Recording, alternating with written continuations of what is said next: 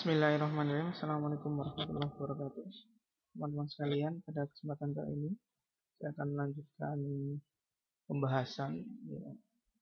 Dan pada kali ini saya akan membahas tentang dosis pemberian obat secara oral berganda atau berulang. Prinsip pemberian dosis oral berganda, ya kita ketahui bahwa pemberian ini adalah pemberian yang paling lazim atau paling sering digunakan oleh pasien, dan sama seperti pemberian dengan metode atau cara yang lain, waktu untuk mencapai steady state atau waktu untuk mencapai kondisi tunak ditentukan oleh waktu paruhnya. Kemudian akumulasi obat ditentukan oleh interval pemberian obat, atau kalau simbolnya adalah tau, relatif terhadap waktu paruh eliminasinya. Jadi seberapa besar akumulasi obat ditentukan oleh dua hal, yaitu interval pemberian obat dan waktu paruh eliminasi. Kemudian hal yang tambahan begitu ya terkait dengan pemberian oral berganda ini adalah adanya nilai Ka ya, tentu saja karena kita tahu ini adalah pemberian ekstravaskular, sehingga terdapat nilai yang mewakili aktivitas absorpsi ya, atau parameter farmakokinetik yang mewakili peristiwa absorpsi, yaitu nilai Ka, tetapan kecepatan absorpsi. Kemudian yang tidak kalah penting adalah pada pemberian peroral ini adalah bioavailabilitas atau ketersediaan hayati. Jadi jika pada pemberian intravaskuler kita sering mengasumsikan nilai F adalah 1, pada pemberian peroral ini tergantung bagaimana obat tersebut diabsorpsi ya. Jadi ada nilai F atau bioavailabilitas atau ketersediaan hayati. Nah, ini gambaran kurva konsentrasi obat di dalam darah ketika obat diberikan dengan oral secara berulang, sama seperti pemberian-pemberian yang lain ya. Jadi di fase awal obat di pemberian dosis pertama, obat absorpsi naik ke atas ya. Kemudian pada satu titik kemudian terjadi fase eliminasi. Kemudian dosis kedua Anda bisa lihat konsentrasi puncaknya semakin tinggi ya. Kemudian dosis 3 semakin tinggi, tapi perubahan atau penambahan konsentrasi puncaknya itu tidak lama-lama semakin kecil ya, sehingga sampai kepada suatu kondisi steady state ya, dimana pada kondisi tersebut penambahan konsentrasi itu sangat kecil ya, penambahan konsentrasi sangat kecil antara dosis sebelumnya dan dosis sudahnya. Jadi ketika itu maka dianggap sudah steady state ya, steady state karena konsentrasi obat yang masuk dan konsentrasi obat yang keluar itu sama ya, itu sama. Sehingga Anda bisa lihat kalau di dalam gambar ini, di antara dosis ketiga dan dosis keempat, Anda lihat kurvanya itu kenaikannya sangat kecil ya. Dan kita akan nanti menghitung ya, ada namanya konsentrasi maksimal di steady state, ada konsentrasi minimal di steady state, dan konsentrasi average ya. Dan kemudian yang penting juga ini adalah waktu ya, waktu puncak ya, T peak ya, waktu puncak, waktu yang diperoleh ya ketika konsentrasinya puncak ya, karena sekali lagi ini ada proses absorpsi ya. Jadi kalau proses dengan menggunakan intravaskuler, maka konsentrasi puncak adalah seketika setelah dosis diberikan. Tetapi ketika obat diberikan secara peroral, ini ada waktu puncak, yaitu waktu yang setelah absorpsi selesai ya. Setelah absorpsi selesai konsentrasinya baru puncak. Jadi tidak seketika ya, tidak seketika obat itu kemudian langsung mencapai konsentrasi puncak, dibutuhkan waktu tertentu ya, karena adanya proses absorpsi, sehingga kita mengenal ada istilah namanya waktu puncak. Oke, ini beberapa rumus atau persamaan. Nanti yang pertama, rumus konsentrasi obat sebelum steady state ya. Rumus konsentrasi obat sebelum steady state. Anda lihat di sini konsentrasi obat setelah pemberian dosis tunggal per oral. Yang rumus nomor 1 ya, konsentrasi dalam plasma sama dengan nilai FKDO ya. FKDO, F itu ketersediaan hayati, Ka Anda lihat di sini, dan nilai Ka yaitu nilai kecepatan absorpsi, kemudian dikali DO, dosis obat ya, dosis obat. Kemudian dibagi VD Ka minus K dikali E pangkat min KT dikurangi E pangkat min KAT. Jadi Anda lihat di sini ada nilai Ka ya. Jadi Anda nanti kalau lihat di persamaan-persamaan atau rumus-rumus dosis oral, nanti rumusnya memang kelihatannya complicated ya, panjang ya, panjang dibanding rumus intravena, karena di dalam oral ini ada nilai Ka ya, ada nilai Ka, sehingga rumusnya menjadi semakin panjang, makin panjang. Kemudian ketika obat itu diberikan secara berulang, ya ini rumusnya yang bawah ya, rumus nomor 2 ya, rumusnya semakin panjang. Ya, di situ ada nilai N. Kenapa ada nilai N ya? Nilai N adalah dosis kesekian ya. Jadi misalnya berapakah konsentrasi obat setelah pemberian dosis ketiga, maka N-nya menjadi nilai 3. Ya, kemudian ada T di situ, ya misalnya berapakah konsentrasi obat 3 jam misalnya, 3 jam setelah dosis ketiga, maka N-nya adalah dosis ketiga maka 3, kemudian T-nya misalnya 3 jam, T-nya maka 3. Nah, tahu ya nilai intervalnya ya tergantung, misalnya obat diberikan setiap 8 jam, maka tahunya menjadi 8 ya. Jadi ada nilai N ya, dosis keberapa, T adalah berapa jam setelah obat diberikan, dan tahu atau interval adalah tiap berapa kali obat itu diberikan ya, tiap 8 jam, tiap 6 jam, dan seterusnya. Baik, di slide ini sajikan rumus ya konsentrasi obat setelah steady state. Anda bisa melihat kita bisa menghitung nilai konsentrasi maksimal, minimal, dan konsentrasi average pada kondisi steady state ya. Konsentrasi maksimalnya adalah FDO per VD dikali 1 per 1 min E pangkat min K tau dikali E pangkat min K kali TP ya. TP itu konsentrasi puncak ya, konsentrasi puncak pada saat steady state ya, konsentrasi puncak pada saat steady state. Konsentrasi minimalnya Anda bisa lihat ya, di situ ada nilai Ka. Kemudian pada rumus 5 adalah konsentrasi average ya, konsentrasi average pada steady state sama dengan dosis per VD, dosis average pada steady state per VD, atau F kali DO ya, F kali DO dibagi VD K tau ya. Kalau VD kali K itu kita bisa gantikan dengan clearance. Anda tahu ya, VD kali K itu sama dengan clearance, maka CAV pada kondisi steady state itu sama dengan F kali DO dibagi clearance dan interval dosis atau tau. Dan teman-teman sekalian, Anda bisa lihat di sini bahwa di persamaan ini, di 3 persamaan ini dan di persamaan yang lain ya sebelum dan sudahnya, bahwa nilai dosis obat dan nilai konsentrasi itu hubungannya linear ya. Hubungannya apa? Linear. Sehingga ketika terjadi peningkatan 2 kali pada konsentrasi, maka dosisnya meningkat 2 kali ya. Jadi ketika kita dosisnya kemudian kita tambah 2 kali ya, jadi kalau kita ingin konsentrasinya naik 2 kali ya, yang bisa kita lakukan adalah dosisnya kita naikkan 2 kali ya. Kalau dosisnya kita turunkan 2 kali, maka konsentrasinya juga akan turun 2 kali. Jadi hubungannya adalah linear ya, linear. Jadi naik 2 kali konsentrasinya dikarenakan dosis naik 2 kali. Dan sebaliknya turun 4 kali ketika dosisnya juga turun 4 kali. Jadi hubungannya linear ya. Anda lihat dari rumus ini ya, karena nilainya langsung ya.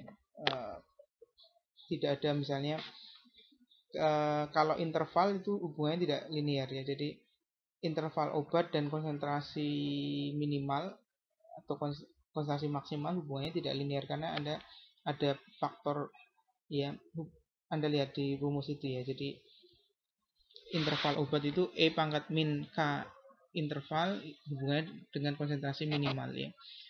Kita tahu bahwa sama saja kalau interval obatnya diperpanjang ya, interval obatnya diperpanjang,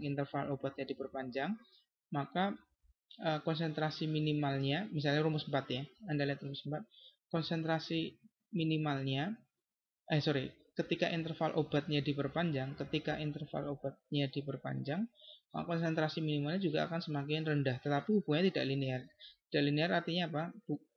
Misalnya konsentrasi interval obatnya diperpanjang 2 kalinya misalnya, maka konsentrasi minimal tidak turun 2 kalinya, tapi turun ya, tapi nilainya tidak 2 kalinya ya.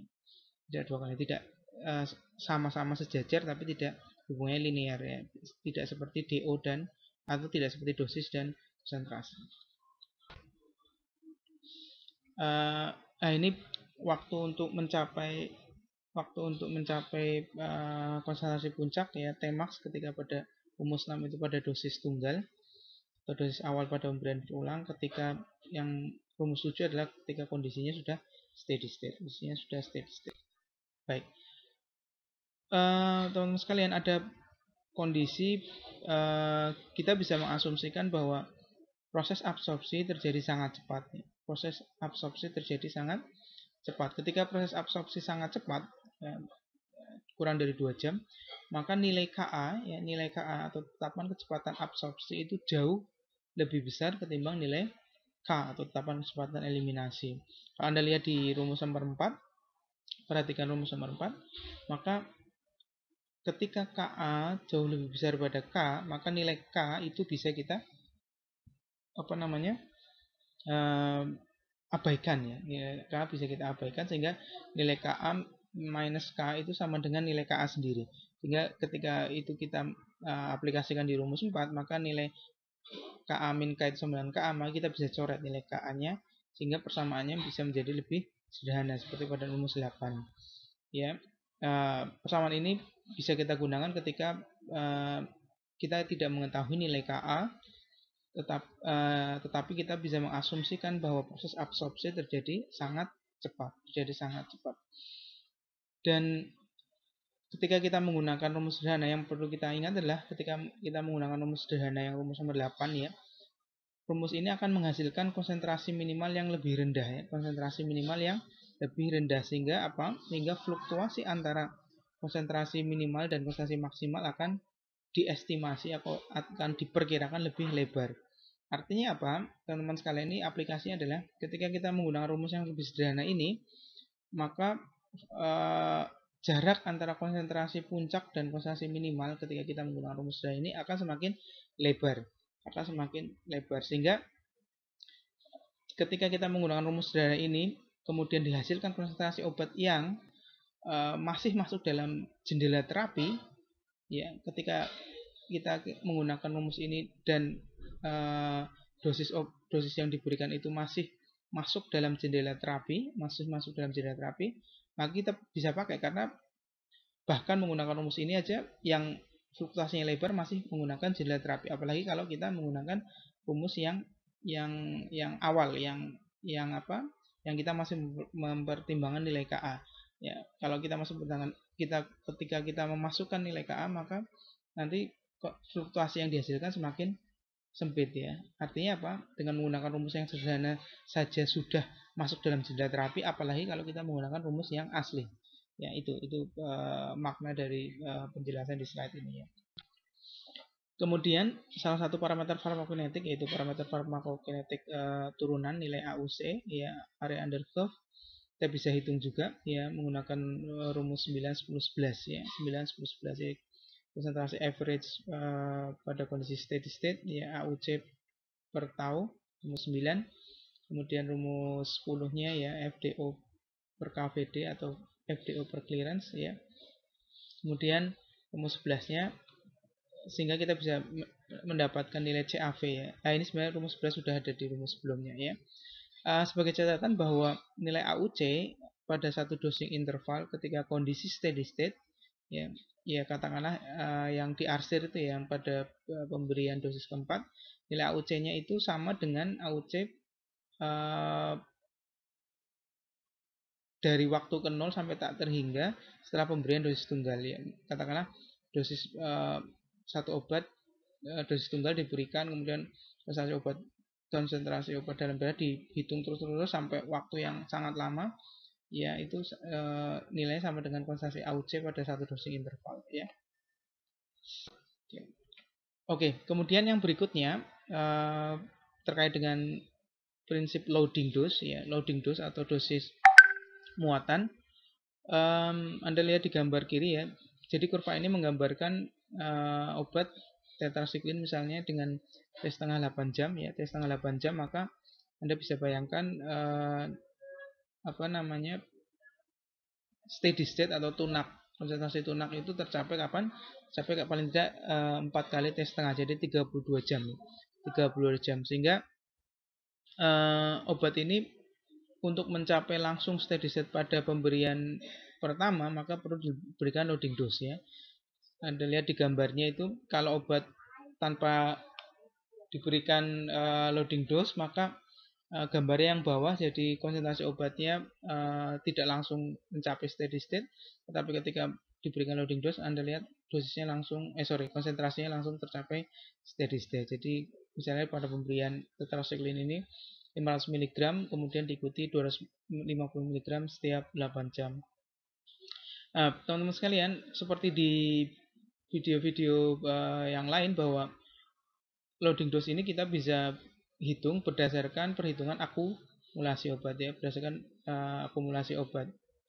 Jadi kita tahu bahwa di video yang lain teman-teman bisa mendapatkan bahwa akumulasi obat itu adalah perbandingan antara konsentrasi pada kondisi steady state, ya, konsentrasi pada kondisi state dibandingkan dengan konsentrasi pada dosis pertama. Jadi konsentrasi pada steady state dibandingkan dengan konsentrasi pada dosis pertama. Jadi seberapa besar sih, ya, konsentrasi obat pada steady state dibandingkan dengan konsentrasi pada dosis pertama. Misalnya Cmax pada kondisi steady state 5 misalnya, pada kondisi dosis pertama 2,5, maka akumulasinya menjadi 2, ya, karena 5 dibagi 2,5 sama dengan 2, akumulasinya makanya 2. Oke, kita lihatkan di sini bahwa untuk mencapai atau untuk memperoleh akumulasi, rumus 4 dibagi rumus 1, ya, rumus 4 dibagi rumus 1, ya, konsentrasi ketika steady state, ya, dibagi ketika rumus mencari konsentrasi obat sebelum steady state, ya. Maka jika disediakan, ya, 1 dibagi 1 min E pangkat K kali tau, kemudian 1 dibagi 1 per F, ya. Jadi E pangkat min K tau itu kita simbolkan dengan nilai F ini sama seperti di video-video sebelumnya, ya. E pangkat min K kali tau itu sama dengan F, ya. F itu artinya fraksi obat yang masih ada di dalam tubuh, ya. F adalah fraksi obat yang masih ada di dalam tubuh, sehingga 1 min F adalah fraksi obat yang dikeluarkan dari dalam tubuh, ya. Sekali lagi, F adalah fraksi obat yang tersisa dalam tubuh, ya. 1 min F adalah fraksi obat yang sudah dikeluarkan dari dalam tubuh. Sehingga teman-teman sekalian, loading dose ini kalau Anda lihat di rumus 12, kita bisa hitung dari maintenance dose, ya, maintenance dose dibagi 1 pangkat min K kali tau, ya, atau E pangkat min K tau sama dengan F, ya. Sehingga loading dose-nya bisa kita dapatkan dari situ, ya. Jadi nilai 1 min F-nya berapa, ya, maka maintenance dose dibagi itu, ya. Rumus ini, ya, catatannya adalah rumus ini berlaku jika pemberian obat dilakukan setelah absorpsi pada pemberian obat sebelumnya telah selesai. Artinya apa? Artinya adalah nilai Ka-nya, ya, sangat besar, ya. Nilai Ka-nya besar, ya, sehingga absorpsi obat selesai. Misalnya pembelian obat dilakukan tiap 8 jam, maka sebelum 8 jam absorpsi itu sudah selesai, ya. Absorpsi tersebut sudah selesai, ya, sehingga rumus ini bisa berlaku. Oke, kita masuk ke contoh kasus, ya. Nanti sambil exercise, teman-teman menonton video ini sambil exercise. Pasien dengan berat 45 kg diberi obat ciprofloxacin antibiotik 250 mg per oral ya. Pemberiannya intervalnya tiap 6 jam, kemudian selama 4 minggu. Dan berdasarkan literatur diketahui bahwa ketersediaan hayati setelah pemberian obat tersebut adalah 70%, jadi nilai F-nya 70%. Kemudian VD-nya 2,3 liter per kilogram. Ya, hati-hati dengan ini. Ya, 2,3 liter per kilogram. Artinya apa? Jika Anda menghitung VD, maka ini harus dikalikan dengan berat badan. Kemudian waktu paruh eliminasinya adalah 4 jam dan tahapan kecepatan absorpsinya adalah 0,9 per jam. Maka berdasarkan data tersebut, hitung kadar maksimal, kadar minimal setelah dosis pertama, kemudian maksimal, minimal, dan rata-rata pada keadaan tunak. Bagaimana menyelesaikan kasus ini? Yang pertama, bagaimana kadar maksimal dan minimal obat setelah dosis pertama? Yang pertama adalah cari Tmax-nya dulu ya, cari Tmax menggunakan rumus 6 ya. Kemudian setelah Tmax-nya diperoleh, maka Cmax menggunakan rumus 1 dengan T-nya adalah Tmax ya. Kemudian Cmin menggunakan rumus 1 dengan T-nya adalah interval pemberian ya, interval pemberian 6 jam. Jadi silakan lihat rumus-rumus tersebut dan masukkan nilai-nilainya ya, berdasarkan apa yang tersedia di dalam soal. Kemudian yang berikutnya, bagaimana konsentrasi obat pada keadaan tunak. Untuk waktu puncak pada keadaan tunak, ya pertama-tama kita harus cari waktunya dulu ya. Waktunya dulu. Jadi sekali lagi ini waktu sangat penting. Kenapa? Karena sekali lagi karena ini per oral, maka obat tidak langsung konsentrasi puncak seketika. Jadi kita harus tahu dulu waktu puncaknya setelah absorpsi itu selesai. Ya, pakai rumus 7, kemudian Cmax, Cmin, dan CAV kita bisa kerjakan menggunakan rumus 3, rumus 4, dan rumus 5 ya. Rumus 3, rumus 4, dan rumus 5. Oke. Baik, teman-teman sekalian, di slide ini saya akan sedikit menjelaskan tentang bagaimana ketika dalam keadaan nyata ya, dalam keadaan nyata itu obat seringkali tidak diberikan secara intervalnya ya, interval pemberiannya tidak secara seragam ya. Ya, interval pemberiannya tidak diberikan secara seragam. Artinya apa?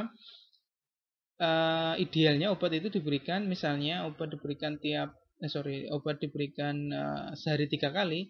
Idealnya adalah obat diberikan tiap 8 jam, karena 24 jam dibagi 3 sama 8 jam.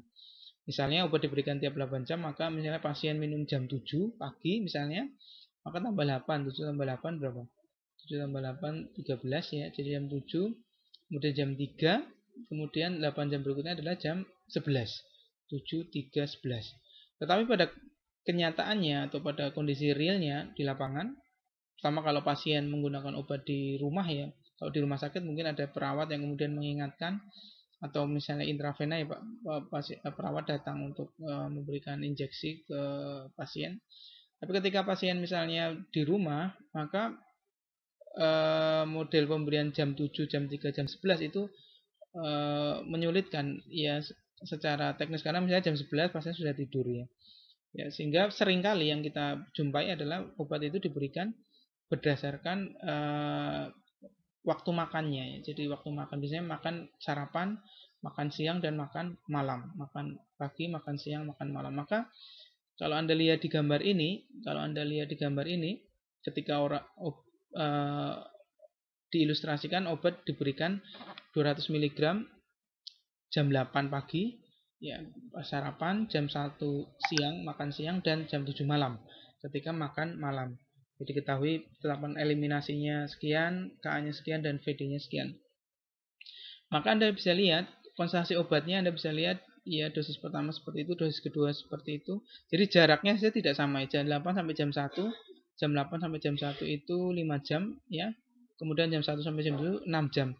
Yang menjadi masalah adalah ya jam 7 malam sampai pagi lagi. Itu intervalnya panjang sekali, sehingga Anda bisa lihat konsentrasi obatnya yang dari jam 7, pemberian obat jam 7 itu puncaknya 8,2, kemudian karena dia minum obat berikutnya adalah jam pagi ya jam 8, maka konsentrasi obatnya rendah sekali ya. Jadi Anda lihat dari 8,2 di puncak menjadi 1,1 di konsentrasi palung atau konsentrasi minimal ya, konsentrasi paling rendah. Maka rasionya itu tinggi sekali atau fluktuasinya. Jadi fluktuasinya tinggi sekali 7,45. Teman sekalian, apakah praktek atau kebiasaan atau aktivitas seperti ini diperbolehkan atau tidak? Bisa diterima atau tidak? Ya ini tergantung. Ini bisa diterima ketika apa? Ketika obat memiliki jendela terapi yang lebar ya. Obat memiliki jendela terapi yang lebar. Jendela terapi yang lebar ya artinya apa? Konsentrasi puncaknya tetap di bawah konsentrasi toksik minimal dan konsentrasi minimalnya tetap di atas konsentrasi efektif minimal. Jadi kalau kita yakin bahwa jendela terapi obatnya lebar, ya, ketika jendela obat terapinya lebar, maka kita bisa, ya, karena apa? Karena salah satu faktor ya kalau kita di kenyataan adalah salah satu faktor yang menentukan compliance ya, compliance atau kepatuhan pasien adalah apa? Adalah mudahnya dosis ya, adalah mudahnya dosis. Ya, adalah mudahnya dosis. Bayangkan kalau obat misalnya diberikan 4 kali misalnya ya, dan 4 kali maka ada kalanya obat tersebut ya pasti ya 4 kali misalnya jam 6 misalnya berarti tapi 6 jam ya, jam 12 ya, jam 6 jam 12, jadi obat itu diberikan jam 12 malam ya. Ada kalanya pasien tidak nyaman ya, tidak nyaman dengan harus malam hari, kalau apalagi kalau obat itu diberikan untuk pasien yang di rumah yang dia pemberiannya sendiri ya. Ya, jadi sering lupa malah nanti akhirnya pasien tersebut miss dose ya, dosisnya kemudian tidak digunakan. Ya, satu, obat memiliki jendela terapi yang lebar, ini bisa diterima ketika jendela terapinya lebar. Yang kedua adalah tidak ada kerugian yang diakibatkan karena rendahnya konsentrasi obat pada rentang waktu tertentu. Jadi pada kasus ini maka konsentrasi obat pada waktu malam hari itu sangat rendah ya. Jadi ya pada waktu malam hari sangat rendah. Maka ini diperbolehkan ketika misalnya kita tidak masalah ketika konsentrasi obatnya rendah. Tetapi ketika kita menginginkan misalnya obat yang justru membuat pasien bisa, misalnya gini, obat nyeri begitu ya, obat nyeri ya, analgesik misalnya, ketika konsentrasi obatnya sangat rendah dan pasien justru tidak tidak terbantu karena konsentrasi obatnya sangat rendah ya, sehingga nyerinya itu kemudian tetap ada ya, mengganggu, malah dia nggak bisa tidur ya, maka pendosaan seperti ini kurang tepat juga ya. Pendosaan ini kurang tepat karena pada malam hari nyerinya kemudian terasa, malah pasien tidak bisa tidur sehingga tidak bisa istirahat misalnya. Jadi ini sangat tergantung ya, ini sangat tergantung tadi apakah jendela terapinya seberapa lebar. Yang kedua, bisa tidak nih konsentrasi yang rendah itu kemudian mempengaruhi efek terapi ya, mempengaruhi efek terapi. Jika jendela terapinya sempit ya, maka kita nggak bisa, mau tidak mau kita harus strict ya. Kalau jendela terapinya sempit ya, maka mau tidak mau kita harus strict ya. Misalnya pemberian obat tiap 6 jam ya harus diberikan tiap 6 jam, tiap 4 jam ya harus diberikan 4 jam ya. Kalau jendela terapinya sempit, kita harus strict ya.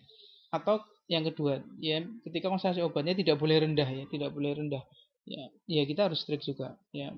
Sehingga sekali lagi prinsipnya adalah konsentrasi obat harus dipastikan di dalam jendela terapi. Konsentrasi obat harus dipastikan masuk dalam jendela terapi.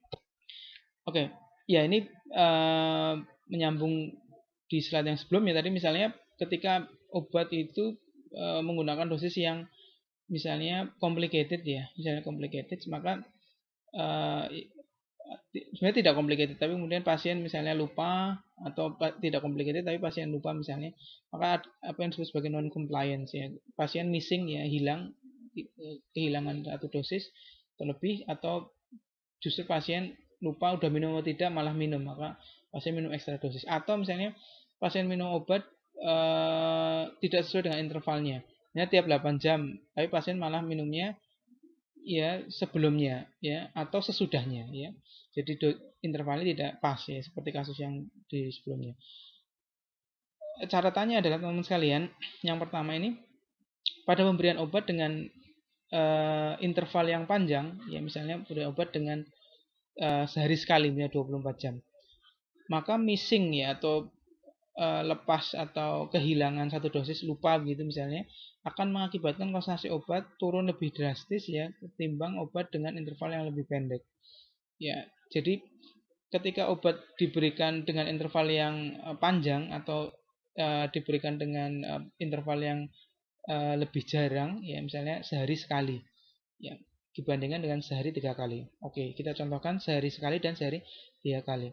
Ketika obat diberikan sehari sekali, ya Anda bayangkan konsentrasi obatnya, fluktuasinya akan lebih tinggi ya, perbandingan konsentrasi puncak dan minimalnya itu lebih tinggi ya, ketimbang konsentrasi obat yang diberikan sehari 3 kali.